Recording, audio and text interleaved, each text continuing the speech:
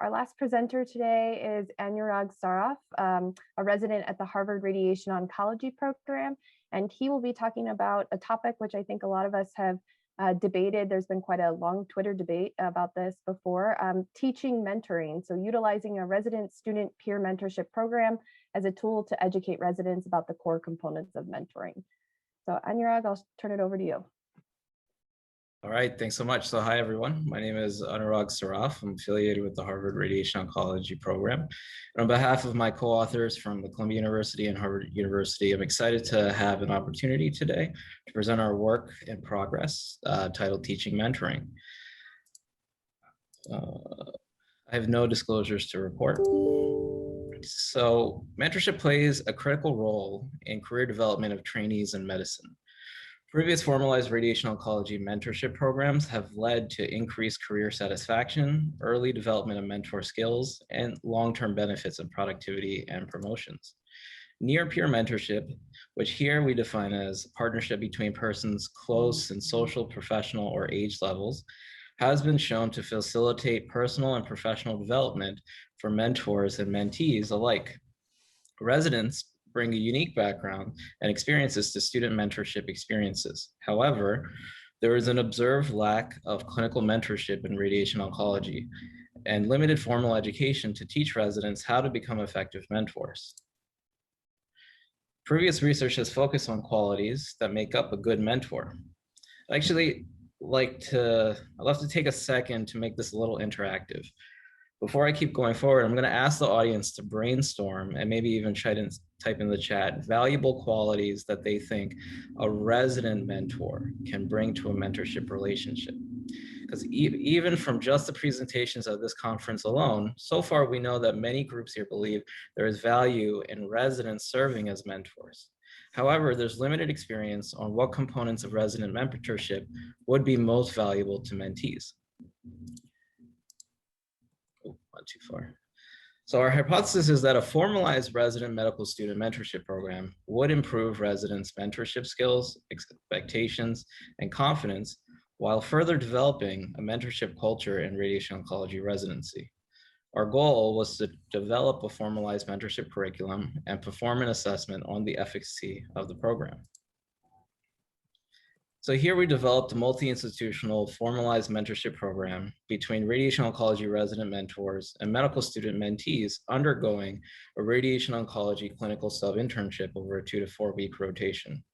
Our mentorship curriculum, briefly outlined here, was a self-directed learning experience that incorporated 3 key components: literature and guides on best practices of mentorship, didactics on communication and leadership skills, and direct guidance from faculty mentors.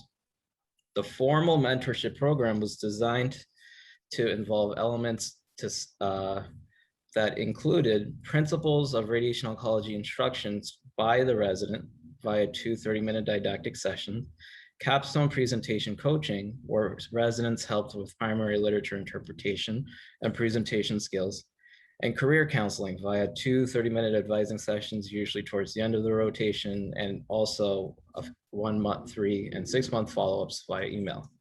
Notably, we encourage resident mentors to be separate or from students that would interact more standard on the clinical services whenever feasible.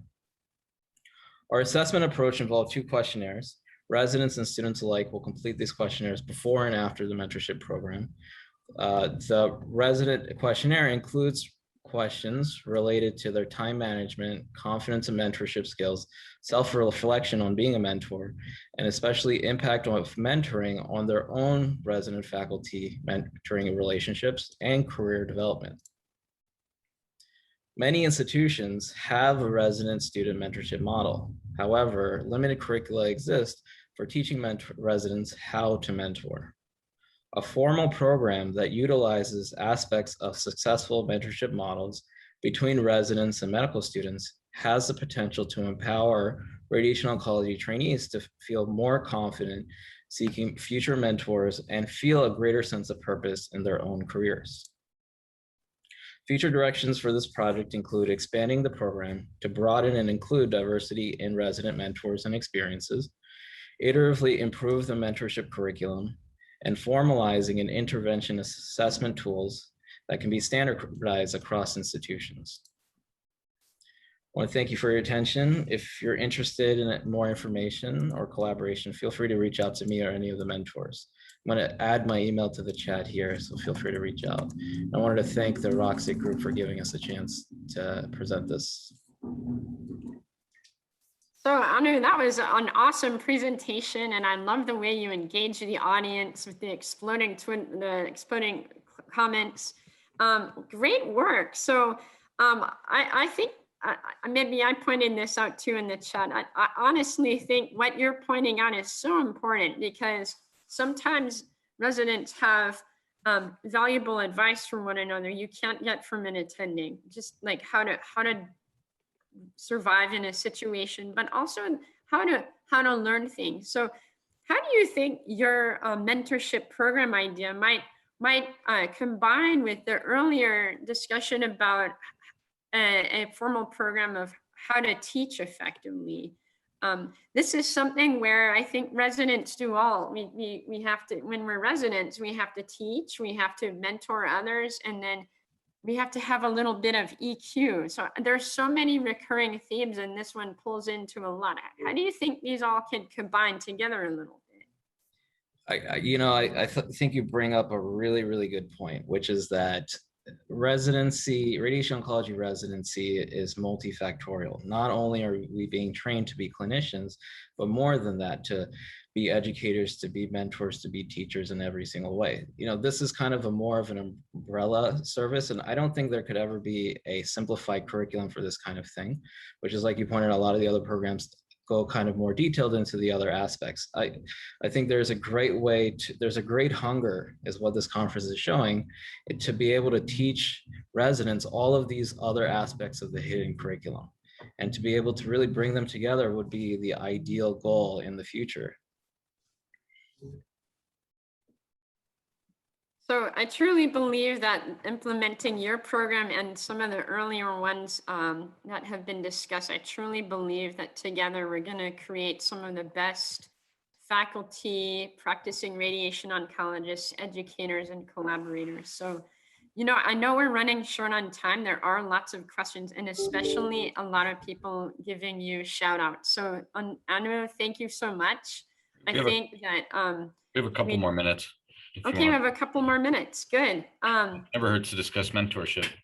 Yeah. So what do you think about how this plays a role in how the future of our field is shaping with regard to like how we select our residents? Do you think, because there's been a lot of discussion actually in AgeROP and others about the changing ways that we are going to be selecting residents. We're leaving out step one at some point, and we're starting to reevaluate interest in our field. Like, do you feel like this is something that will help us in the future to shape our selected candidates for RADOC?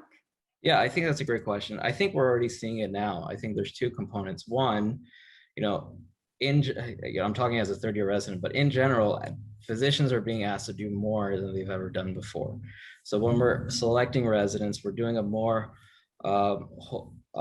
broad approach to the applications, looking at more elements than just step scores and grades, and we're selecting a more broad group of people coming in. But secondly, we're also realizing, training is a 5-year process. We're not expecting everyone who's coming in to be perfect from day one. And we're also looking to broaden our curriculum and add in these kind of elements. And so when we talk about recruitment of residents into radiation oncology, we're looking for residents that are interested in broadening this component of them as a human being. So I have one last question for you, Anurag. Excellent project. It's very exciting. It's, as you mentioned, it's really exciting to see all these projects of bringing things out of the null curriculum. And I, as Brandy mentioned, like really look forward to the next generations coming up and, being trained in some of these null curricular contents. One question for you would be, how can we transpose kind of the work you're doing here into maybe that of our faculty, who maybe additionally have not had the exposure to developing a mentorship that's meaningful? Yeah, absolutely. I think the way this fits in with the other projects is that we're trying to build more of an assessment tool here to really prove to people that resident mentorship is important. And that's an easy transition because what we're showing is being a teacher makes you be a better learner. And that applies to junior faculty, senior faculty, medical students, any kind of person. My hypothesis here comes from, I used to be a college teacher and I used to teach community college. I learned that the fastest way to be a learner was to start teaching my peers and everyone next to me. So I think that we're building here an assessment tool that goes to kind of everything. And the curriculum will eventually can lead to more broad principles, and we can build an assessment to prove to everybody that this is an important investment. Yeah, that's wonderful. One more question, actually, because it's a great question from my APD, Ken Oliver. So mentions that, some surgical residencies have their applicants tie knots or do other manual things. What's the equivalent for a cancer doctor? Well, as someone who was okay tying dots, even though I didn't go into surgery, my argument was always that, isn't there a reason why I'm coming to residency to learn that?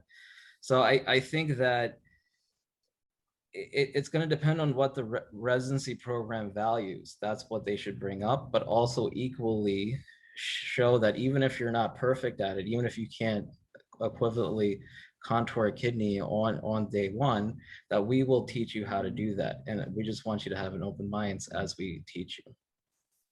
That's wonderful. Thanks so much. There's some additional questions or additional commentary in the chat. So I'm sure people would like to hear your comments further, but thank you so much. Yeah, thanks everyone.